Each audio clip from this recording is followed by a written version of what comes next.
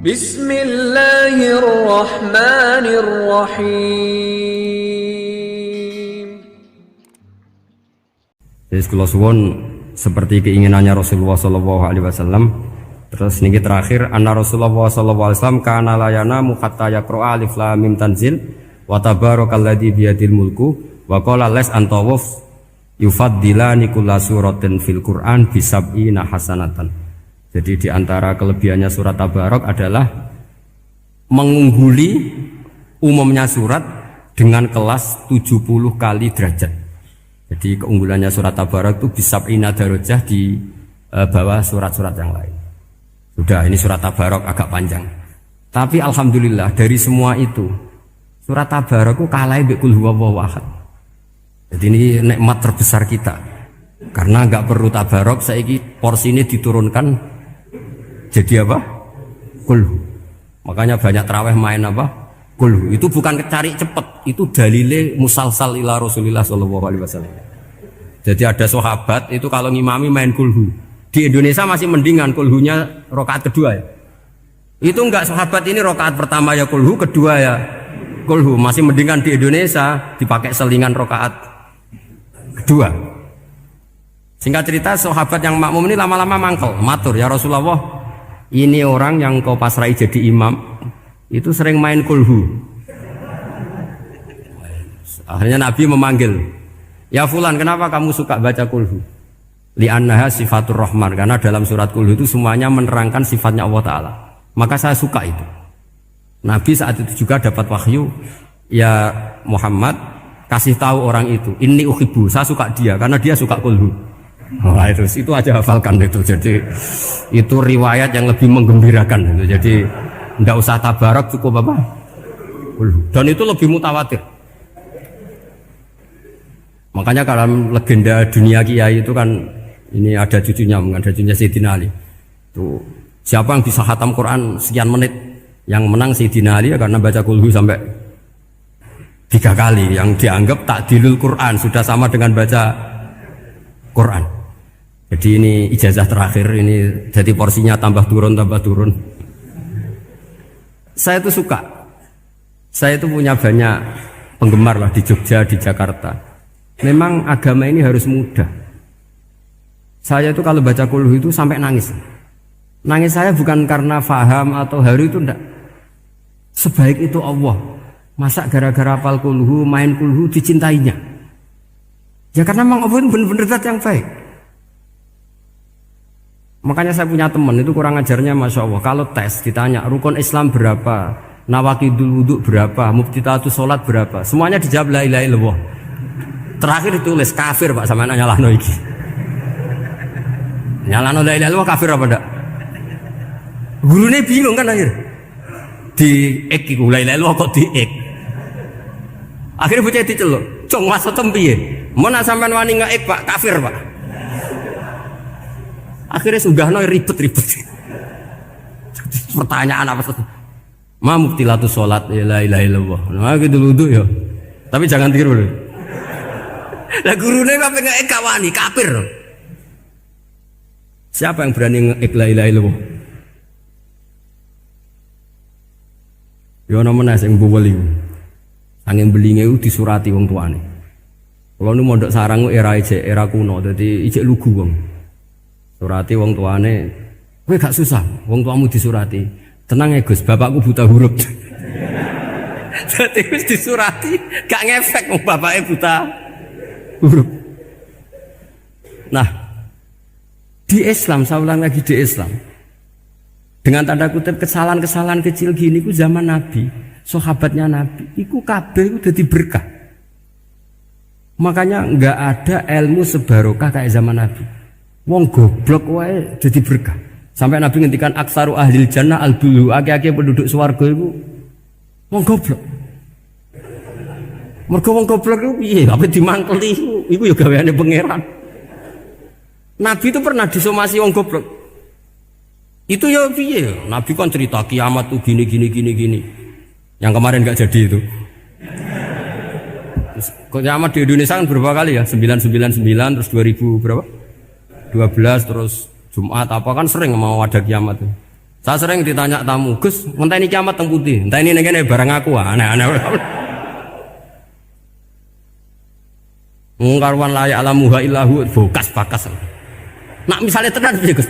Ya tenan sing entek Gus se, anak aku gak. Wah sesuk tajak ngenteni kiamat ora sida kiamat. Aneh-aneh. Saya ulang lagi. Ketika Nabi cerita dasarnya kiamat itu sahabat itu enggak mikir. Padahal mereka orang-orang pinter. Si mikir wong desa, Mas.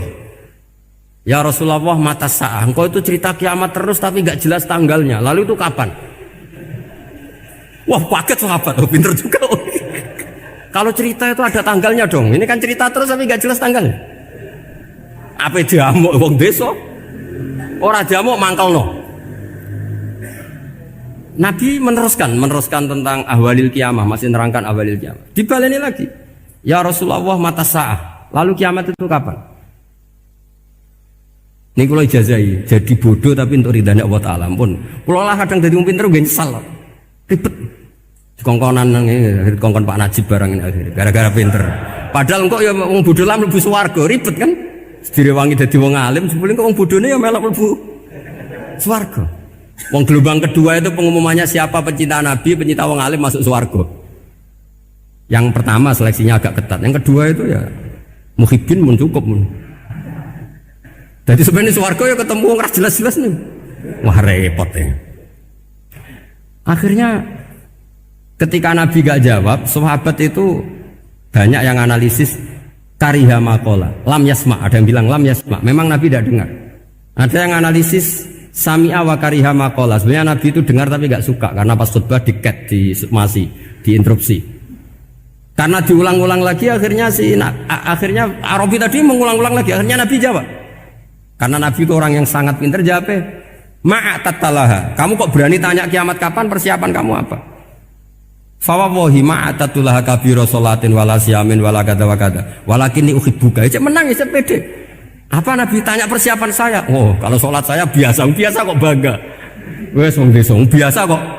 Fawawahi ma'atatulaha kabiro sholatin, saya sholatnya biasa, puasa biasa. Maksudnya wajib-wajib tok lah, ndak aneh-aneh. Tapi walakin ni uhibbuka, tapi saya ini mencintai engkau. Apa jawabannya Nabi? Almar'u ma'aman ahabba. Dan itu melegenda seluruh dunia, baru kayak Bedui. Jadi semua orang yang hafal hadis almar'u ma'aman ahabba atau anta ma'aman ahabbta, itu barokatu hadal Badui, karena berkahnya orang Bedui. Dan hadis itu mutawatir karena dikatakan Nabi ketika khutbah, orangnya banyak yang hadir banyak. Barokahnya orang Bedui, gak disopan santun. Mukjizatnya Nabi seringnya gara-gara orang Bedui. Nabi khutbah, wis khutbah cerita akhirat, cerita kebaikan. Ya Rasulullah, khutbah mohon bakas akhirat kebaikan. Sekarang itu tidak ada hujan, halakatil amwal. Sekarang harta hilang semua. Hewan-hewan sudah mau mati semua karena apa?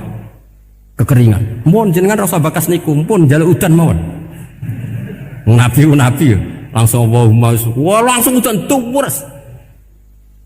Nak jari ulama lah, Nabi berodok gelos putih udan seminggu nganti akhirnya sapi ini aku gak mati krono kehausan tapi kelentir. Parani nih Nabi, ini orang rasa salah paren. Ya Rasulullah, wong kulo jodoh mau udan ben ra mati, saiki mati tenggelam. Mau lereni itu santai weh. Akhirnya Nabi itu nuruti meneh. Allahumma hawalena wala alina, Allahumma alal akam wa dzirab terus. Di wong desa. Betapa barokahnya wong desa iki orang tahu. Betapa Rasulullah itu sekali ngendikan alam itu harus tunduk. Jadi min mu'jizati Rasulullah sallallahu alaihi wasallam itu sekali ngendikan alam itu harus ngikuti. Jadi Nabi misalnya ngendikan hujan, itu panitia hujan, malaikat hujan harus nuruti. Nabi ngendikan berhenti juga harus berhenti. Makanya enak jadi Nabi itu. Tapi kamu nggak mungkin, sudah tutup, tidak ada mungkin. Makanya Nabi itu pernah minta dalam satu maidah, ya fulan saya ambilkan dirok. Dirok itu kaki kambing yang depan, diambilkan. Ambilkan lagi, diambilkan. Ambilkan lagi ya Rasulullah, bukankah kambing hanya punya dirok dua, kaki depan dua? Andaikan kamu bilang iya, maka akan selalu ada dirok selagi aku minta-minta. Karena alam ini akan mengikuti. Jadi Nabi misalnya mau dahar gitu ya, kok Nabi ngendikan ya Jabir, ini jangan kamu entas, yang entas harus saya. Ini cukup untuk makan orang banyak. Nabi sekali ngendikan cukup. Nasi ini punya konstitusi, harus cukup. Karena Nabi ngendikan Cukup. Itu hebatnya Nabi. Beliau punya spesial. Alam ini harus nurut sama beliau. Makanya disebut wadhabu wal ghazala yasyadani laka birrisalah. Semuanya itu harus tunduk. Nah, akhirnya syafaat-syafaatnya Nabi itu gara-gara desa-desa. Saya itu pengagum wong bodoh ya, termasuk hadisul Arabi tadi. Ada orang desa tanya, ya Rasulullah nanti kalau saya mati itu yang ngisap siapa ya? Allah ya. Wah bagus lah. Terus langsung mulai. Barang mulai, abe guyu. Nabi iya karpe. Dipanggil lagi. Ya Arabi, kenapa kamu tertawa-tawa terus pulang? Ya baguslah kalau yang ngisap Allah. Selama ini hubungan sama Allah saya baik-baik saja. Tapi Nabi muji faqhu hadzal Arabi. Wis pinter kowe cong. Terus pernah lagi ada orang Bedui tanya, hal yadhakur rabbu ya Rasulullah, apakah Tuhan itu pernah senyum, pernah tertawa? Naam, kata Nabi, ya pernah. Lan na'dima min rabbin yadhaku khairan. Kalau Tuhan pernah senyum, pernah tertawa, wah orang kalau pernah tertawa itu pasti baik. Ya baguslah, enggak apa-apa. Jadi makanya ini unik ya, Islam itu agama yang unik. Agama yang berkah, yang alimnya ya ketulungan, yang bodoh juga ketulungan. Karena memang agama ini untuk semua, lil alamin, untuk semua. Maka kata Imam Ghazali, Allah mengutus Nabi itu diutus ke raja-raja, diutus ke pedagang, diutus ke aromil, diutus ke fuqara, diutus ke birokrat, diutus ke apa saja. Ila jami'i sunufin nas, ila jami'i asnafin nas. Bahwa semua yang mengapresiasi kenabiannya Nabi itu mulai raja, pedagang, PNS, birokrat, orang miskin, orang apa saja mengapresiasi dakwahnya Rasulullah Shallallahu Alaihi Wasallam.